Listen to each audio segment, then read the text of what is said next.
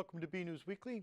I'm Phil Gallagher, along with BNEWS Director Rich Hosford, BNEWS reporters Tad Stefanak, John Vias, and Robert Parrish, Peter Brown with the weather, and Maddie Shipka with the community calendar. Thank you for joining us. The Burlington Fire Department is tearing down the old Fire Station 2 after more than 40 years of service.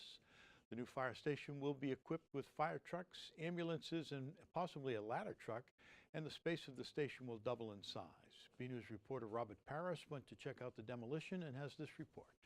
A longtime Burlington facility is ready for a new look. This week I went down to the Fire Station 2 site where demolition crews are knocking down the old building to make room for a new facility that will meet the growing needs of that side of town. Fire Station 2 was approved in 1970, and it was constructed in 1970, opened in 1971, to serve this side of town, the Middlesex Turnpike corridor. It's being demolished several years ago. I mean, we've studied this over the years, the need to expand this station and expand the department. So approximately 3 years ago, we started the process of expanding the department, and part of that process was to expand this station. This is about a 4,000 square foot building, or was a 4,000 square foot building, and we're going to about a 16,000 square foot building. So you're expanding. We're adding firefighters, and the idea is to put more personnel on this side of town, get an ambulance down here to service this side of town. The size of the upcoming station will create space for fire engines and ambulance, as well as more personnel. The difference is basically size. I mean, we're going from 4,000 square feet, so you're quadrupling the size of the fire station. You had a two-bay station here, which we outgrew. I mean, we actually couldn't use the bay on the left because it was too small. So you're going to a bigger station. It's 3 bays. They're extended or extra long bays. So be able to put an ambulance, an engine, and potentially a ladder truck on this side of town. And this was built for 3. We're building the station for the next 40 or 50 years. So initially out of the gate, we intend to put 5 personnel down here, but we're building it for 8 for any potential future expansion. The Burlington Fire Department hopes construction for Fire Station 2 will start in the upcoming weeks. The opening date is still to be determined, but the station should be completed roughly around the summer of 2019. Obviously, you can see they're demoing it now. Demoing should be done by the end of the week, and then probably another week to finish up the permitting and the application and stuff like that. And then probably the 1st of April, you start seeing site work here. They got to do some site work for geopiers and stuff like that, but you'll start seeing the construction companies show up and materials start to show up. And then there's probably a 14-month process until the building is done. Finally, Fire Station 2 will be able to provide timely assistance to areas such as 3rd Ave and Lower Barron Apartments should an emergency situation arise. The whole idea behind this is to better service this side of town. You know, this was built, you gotta remember this station was built in 1970, and that was for the single-story Burlington Mall. That was for the newly opened Hallmark Gardens in Lord Barron. There wasn't a lot more here other than like single-story Class 1 office space. And now look at this side of town. I mean, it's all multi-story buildings, restaurants, housing, which we didn't have before. So over time, our responses have started to almost equalize right now to almost like a 50-50 call volume between here and headquarters. From Fire Station 2, I'm Robert Parrish for BNews Weekly. A well-known and popular jewelry store that specializes in piercings that has locations in malls around the country and internationally, including the Burlington Mall, has filed for bankruptcy. The mall jewelry chain Claire's store filed for Chapter 11 bankruptcy protection on Monday with hopes of escaping massive debt. Claire's joins other stores as being a victim of a string of private equity buyouts orchestrated by outside investors who accumulated debt a decade ago and saddled retailers with difficult-to-meet payments. Most recently, Toys R Us announced that it would also close its retail stores due to such debt. According to the report, Claire's said it would use the bankruptcy to shed roughly $1.9 billion in debt and reemerge as a stronger company this fall, just in time for the holiday shopping season. The retailer said it was confident it will survive the bankruptcy. Claire's has roughly 7,500 locations in 45 countries and employs about 17,000 people. It says it has no plans to close any locations at this time. Snow may still be sitting in people's backyards, but spring is just around the corner, we hope. As temperature increases over the next several weeks, the Burlington Police Department has released some precautionary tips for residents who are getting ready to enjoy the upcoming spring season. Always keep your home doors and windows locked when you go to bed or leave your house, even if you are leaving for a short period of time.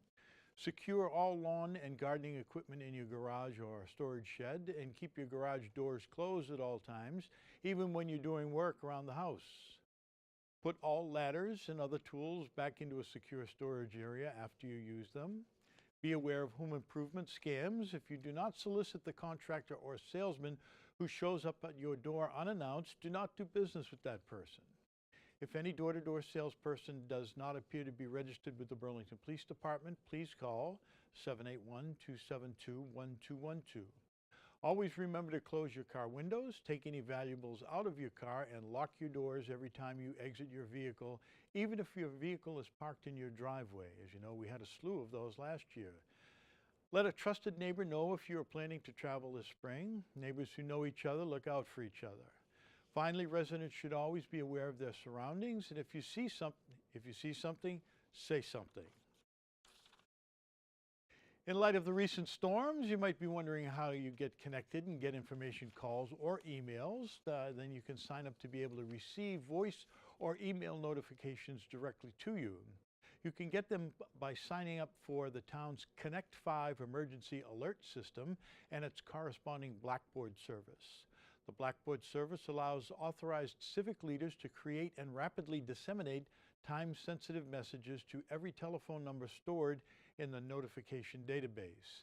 An explanation on Burlington's town's website states this information. With the Blackboard service, authorized users can send thousands of messages in minutes. Only authorized officials are allowed access to the system. If you'd like to sign up, visit www.burlington.org and click the Connect 5 link and then the Sign Me Up button. This week, members of the Burlington Fire and Police Departments gave a presentation on a new joint unit with the mission of bringing first aid during active shooter situations as fast as possible. BNEWS Director Rich Hosford went to check it out and files this report. Earlier this week, members of the Burlington Police and Fire Departments gave a presentation to the Burlington Volunteer Reserve Corps outlining a new program of cooperation between the two departments and how they would respond to a situation like a mass shooting.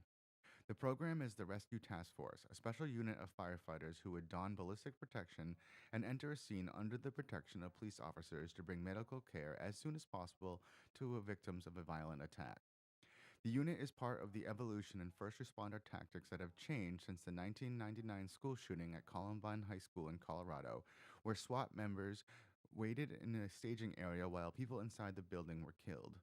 Since then, police have changed procedures to say that any officer arriving on scene will enter and attempt to slow down or engage a suspect without waiting. This new task force changes the procedures again, this time bringing firefighters and EMTs onto a scene in the early stages of securing a building in an attempt to save lives. Well, we learned in all these incidents that people were actually dying from not being treated. And as more time goes on, every second that goes by, somebody might die. So we came up with the Rescue Task Force concept. And that's where police officers and firefighters will go into an area that's not quite secure, but it's not quite dangerous, and we call it a warm zone. A hot zone would be where the bad guy is. A warm zone is an area we think is safe enough that we bring in firefighters and EMTs to treat people and get them the care they need right away and get them to medical care. We want to prevent people from dying in these type of incidents. We realize the importance of getting in to the area and begin life-saving measures as quick as we can. So the Rescue Task Force concept is when firefighters, EMTs go in equipped in ballistic protection, with a hands-free medical kit attached to their ballistic protection, which carries tourniquets, clotting agents, anything to stop the bleed. Lieutenant Mills said that while cooperation between the two departments has always been strong, this program has brought it to the next level. We've always worked well together. We've always gotten along really well. Some towns, the police and fire, they don't get along so well, but they work together. Here we've had a very friendly relationship. So what this has done is it's actually made us work in tandem on a task together. So typically police and fire would respond, but we were always sort of separate. and we would work separately. This rescue task force concept means we actually have to work as teams together. While the two departments have always worked together, this new program does mark a significant difference in the tactics for the fire department. I mean, it's a huge shift. I mean, think about it. Firefighters and ballistic equipment. That's not what we signed up for, or I signed up for 30 years ago when we went to the fire academy. But like I said during the presentation, we're in the life-saving business. We realize that. We realize there's risk associated in everything that we do, including being a member of a rescue task force. Both departments said they were happy to have a chance to give this presentation to the public and the Reserve Corps in particular. Every chance that we get, we want to talk to the community, and we want to let people in town know what we're doing as far as our training and working together with the fire department to make everybody safer. Members of the BVRC seem impressed with the new rescue task force. My big takeaway was how impressed I am that the town of Burlington is so well prepared in the event of a disaster like this happening.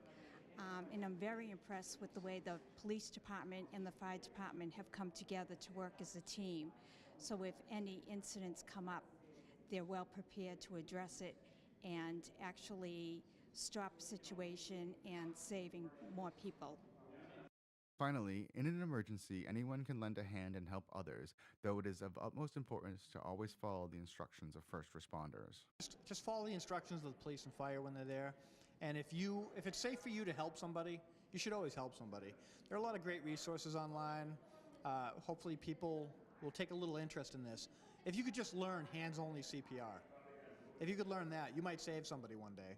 And if you could learn bleeding control, some simple techniques of bleeding control, hopefully you'll never have to use it, but if you ever do, you'll be able to intervene.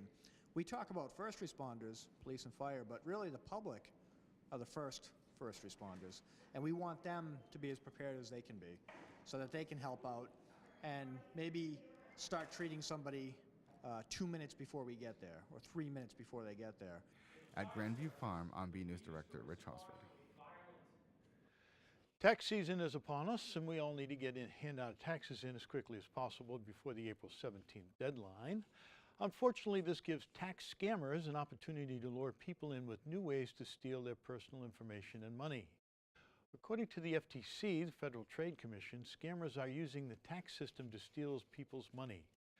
In one scenario, the identity thieves will file a fake tax return in your name and have the refund deposited into your bank account. The thieves will then contact you, often by phone, posing as the IRS or debt collectors for the IRS, to demand that you return the money to the IRS. But following the thieves' instructions actually sends the money to them. In another scenario, people will get an automated call, allegedly, from the IRS, threatening you with criminal fraud charges, an arrest warrant, and blacklisting of your Social Security number. The caller gives you a case number and a telephone number to call to return the refund. Criminals are also using imposter tax preparation sites and phone numbers to steal people's personal information through an online database. Tax filers will go online to find a tax preparation service to prepare and e-file your tax return, but instead of landing on a legitimate site, you misclick to a lookalike site created by scammers. The site looks real, and it's set up to collect personal information that can be used to commit fraud, including identity theft. The FTC has listed these tips to fight off any tax identity theft. File your return early in the tax season if you can. Use a secure internet connection if you file electronically, or mail your tax return directly from the post office. When using an online tax preparation service, look for the tax preparer's tax identification number. The IRS requires all paid tax preparers to have one before filing any returns. To determine if a website is encrypted, look for HTTPS at the start of the web address. The S is for secure. Some websites use encryption only on the sign-in page, but if any part of your session isn't encrypted, your entire account could be vulnerable. Look for HTTPS on every page you visit, not just when you sign in.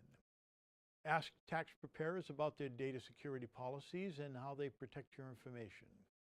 Respond to all mail from the IRS as soon as possible. If tax identity theft happens to you, visit identitytheft.gov to report it to the FTC. file an identity theft affidavit with the IRS electronically, and get a personal recovery plan. Please remember, the IRS does not call you and have somebody pick up money or threaten you with foreclosure or threaten you with a warrant, etc. If anybody asks you for a gift card or any kind of electronic transfer, Western Union, etc., it is a fraud. Call Chief Kent at the police department immediately if you have any doubts about any transaction regarding your account. In fashion news, the students of the Burlington High Art School Art Department aren't just wearing the latest clothing trends and fashions, they're creating their own. In the following story, brought to us by BNEWS reporter Tad Stefanak, with camera work by Jolie Atwood and Liz Gillespie, you may find yourself asking, do they have that in my size? Burlington High School recently held their 45th annual art show, and staying on trend, part of the exhibition was the 6th annual Fashion Show. I teach web design, digital publishing, and fashion design. So tonight, our biggest event was the fashion show, where throughout September all the way to today, all of my students have created garments and learned the steps from the beginning, how to sew, how to read patterns, and gone through all the way to finished products to today. And I was so stressed because we had so many snow days the last couple days, but we pulled it together. I'm so proud of my students. At such a fabulous occasion, one has to ask, who are you wearing? I'm wearing Amelia Murphy. Next we have Bridget Constitution, modeling a design by Amelia Murphy.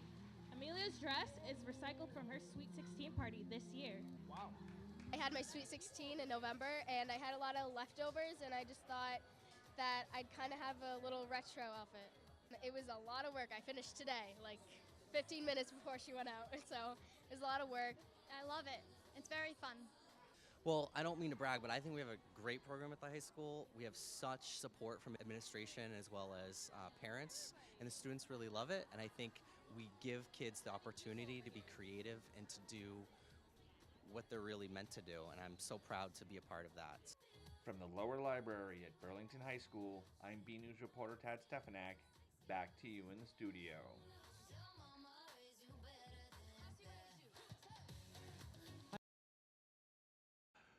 A Burlington Boy Scout working to attain the organization's highest rank conducted a community service project that benefited the Burlington Science Center and their birds. Burlington student and Eagle Scout Nick Heisler finished his Eagle Scout project this year in collaboration with the Science Center. A blog post by the Science Center informed us. Heisler's project was based around the updating and completion of the center's large bird of prey enclosure outside the high school. He designed and built a security enclosure for safe entry and exiting of the enclosure. He also shingled and sealed the roof. Lastly, he added special interior cage lining to protect the barred owl, Scout, from any injuries. We'd like to thank Nick, his volunteers, and Scout leaders for all their hard work and dedication to the Science Center, the Post says. We are honored to have Scouts come to the Science Center looking for potential Eagle Scout projects that connect with the Burlington Public Schools and the greater community. Congratulations on a great job. This past Saturday night, Temple Shalom Emeth unrolled their Torah at their weekly Shabbat service, celebrating Hatzi Simchat Torah. BNews reporter John Vias went down to check it out and has this look. This past Friday night, Temple Shalom Emeth once again held their weekly Shabbat service. This week, they held an annual tradition where they unroll and read various portions of their Torah. I spoke with Rabbi Abramson to learn more about the meaning of the Torah and the significance that it holds for the Jewish community. Yeah, so the Torah is the 5 books of Moses, the first 5 books of the Bible: Genesis, Exodus, Leviticus, Numbers, and Deuteronomy. And it's common to both the Christian and the Jewish communities. Christians often refer to it as the first part of the Old Testament, but Jews call it the Jewish Bible because we don't believe that there is a New Testament. So there's nothing new to compare to make this old. It's the first and holiest part of our Jewish Bible. Rabbi Abramson put this service together to give the people of the temple a spiritual experience with an important and historical part of their religion. This is a service that I actually made up. It's called Hatzi Simchat Torah, and which means half of Simchat Torah, which is a holiday that we celebrate in the fall. The real Simchat Torah is supposed to roll out the entire Torah and read the very end of it and the very beginning of it.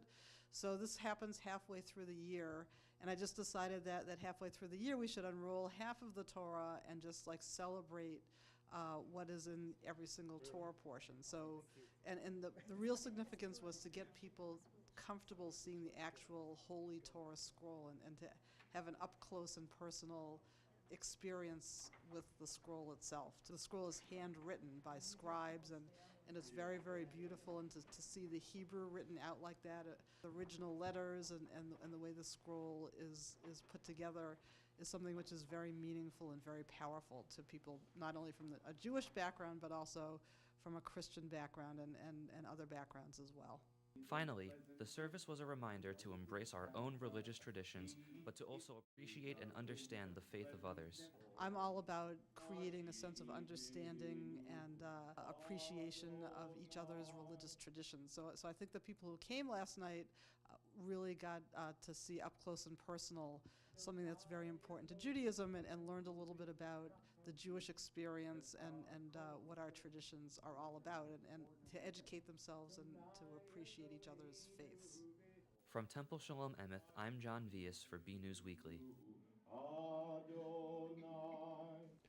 On Thursday night, the ballroom in the newly opened Archer Hotel was filled with many of Burlington's business leaders. It was the Burlington Area Chamber of Commerce annual Spring Soiree. Chamber leaders said the soiree is their answer to other organizations' holiday parties. Rather than compete for people's time during the holiday season, they instead celebrate the changing of the season and the incoming nicer weather. Well, we think. This year, there was not only a new location, but also many new members. Chamber President Rick Parker said he thought this was a testament to Burlington's ever-growing commercial base and the strength of the business community here. Speaking of weather, we go now to BNews weatherman Peter Brown in our weather center for the latest forecast. We'll also check out the community calendar with Maddie Shipka to see what's happening in and around Burlington.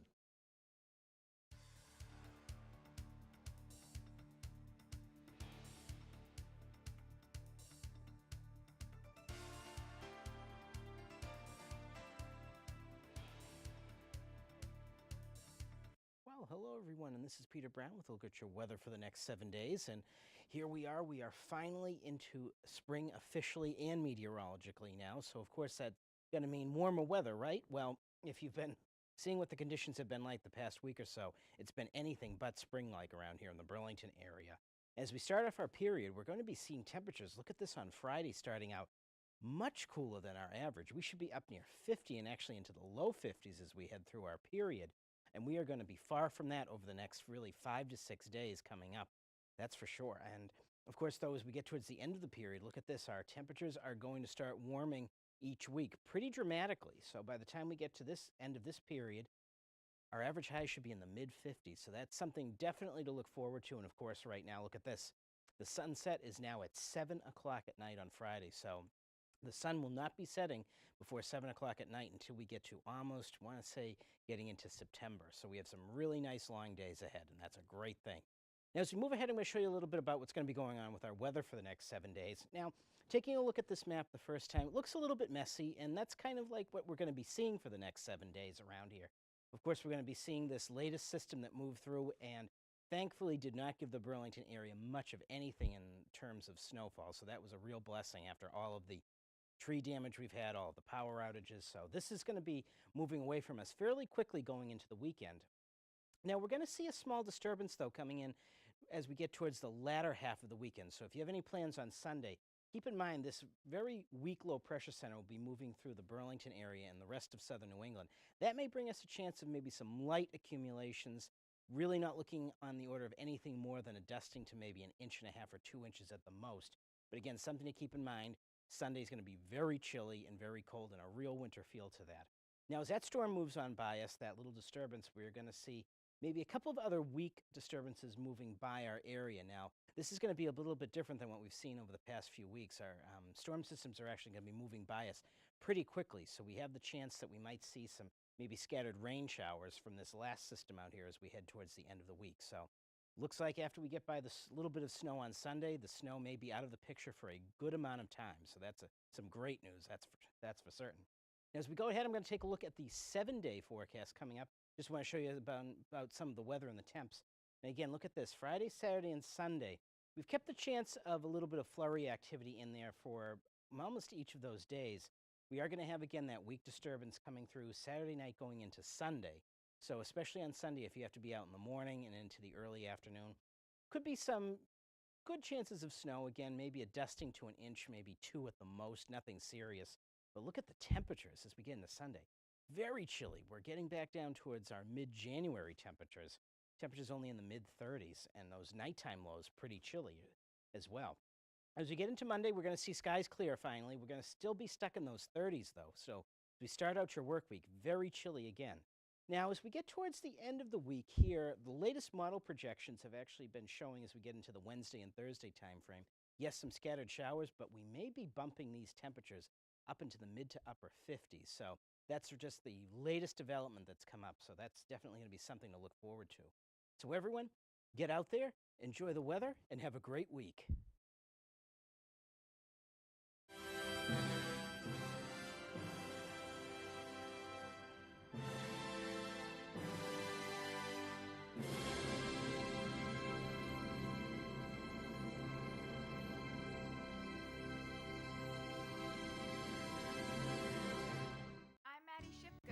And this is your community calendar. Come learn how to save a life.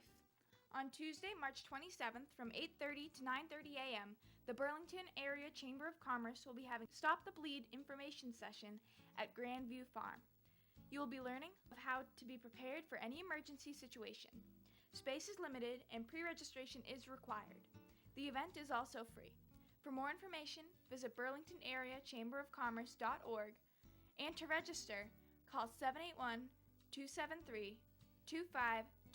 A longtime New England news reporter is coming to Burlington. On Wednesday, March 28th at 6 p.m., the Burlington Rotary Club will be having a veteran news reporter, Bob Ward from Fox 25 News, come for a talk about his career. The program will be held at the Hilton Garden Inn on 5-Wheeler Road. Everyone is welcome and the event is $20 per person. If you would like to come to the event, please contact Frank Bazzella at Northern Bank and Trust at 781-272-2880. Grab your basket and get ready for an excellent day of spring. On Saturday, March 31st from 11 a.m. to 1 p.m., 3rd Ave will be having some Easter fun activities. There will also be photos with the Easter Bunny, candy collecting, and much more. Everyone is welcome and the event is free.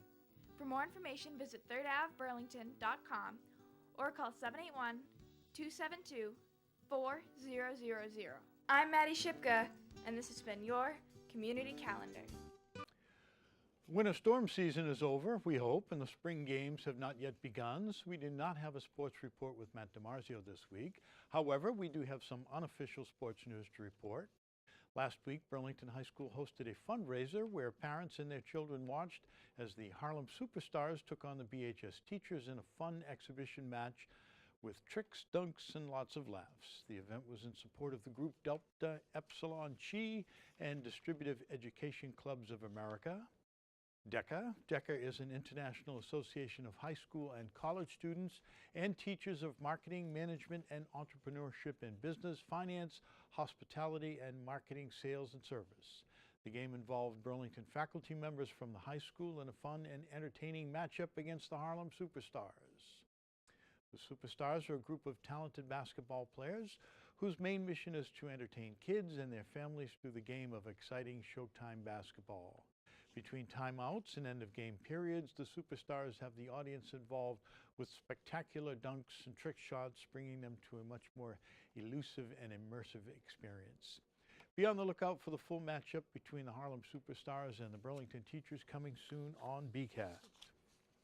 Another week, another photo to highlight. We've got one final storm-related photo this week. It was sent in by Heather Cornell and shows the snow piling up outside her door during the last storm. Not the lame dud of a storm we had this past Wednesday, but the one last week that closed school for 2 days. Hopefully this will be the end of winter storm photos and we can look forward to seeing some spring photos soon. You know, things like thunderstorms, maybe crocuses and the like.